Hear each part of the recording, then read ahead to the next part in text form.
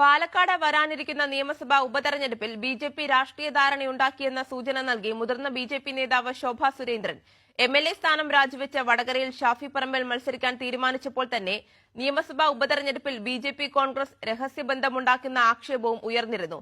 ഈ പശ്ചാത്തലത്തിലാണ് ശോഭാ സുരേന്ദ്രന്റെ വാക്കുകൾ ചർച്ചയാകുന്നത്. ഷാഫി പറമ്പിൽ എംപി ആയതോടെ ഒഴിവുവരുന്ന പാലക്കാട് നിയമസഭാ മണ്ഡലത്തിലെ ഉപതെരഞ്ഞെടുപ്പിൽ ഏതുവിധേനയും നിയമസഭയിലേക്ക് ഒരംഗത്തെ എത്തിക്കാനുള്ള അവസരമായാണ് ബിജെപി കാണുന്നത്. ഇതിനുള്ള നീക്കം ലോക്സഭാ തെരഞ്ഞെടുപ്പിന് മുമ്പ് തന്നെ ആരംഭിച്ചതായി ബിജെപി നേതൃത്വം തന്നെ രഹസ്യമായി അംഗീകരിക്കുന്നുമുണ്ട്.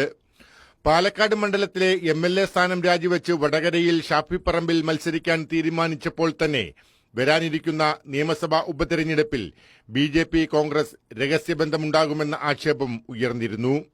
തൃശൂർ ലോക്സഭാ വിജയത്തിന് ശേഷം എന്ത് നീക്കുപോക്ക് നടത്തിയാണെങ്കിലും നിയമസഭയിലേക്ക് ഒരംഗത്തെ എത്തിക്കുക എന്നത് ബിജെപി നേതൃത്വത്തിന്റെ തന്നെ അഭിമാന പ്രശ്നമാണ്. ഈ സാഹചര്യത്തിലാണ് കഴിഞ്ഞ ദിവസം കേന്ദ്രമന്ത്രിമാർക്ക് പാലക്കാട് ഒരുക്കിയ സ്വീകരണ ചടങ്ങിൽ മുതിർന്ന ബിജെപി നേതാവ് ശോഭാ സുരേന്ദ്രന്റെ വാക്കുകൾ പ്രസക്തമാകുന്നത്. വരാനിരിക്കുന്ന പാലക്കാട് ഉപതെരഞ്ഞെടുപ്പ് പരസ്പര ധാരണയുടെ അടിസ്ഥാനത്തിലുള്ള കളിയെന്നാണ് ശോഭാ സുരേന്ദ്രൻ തുറന്നു പറഞ്ഞത്.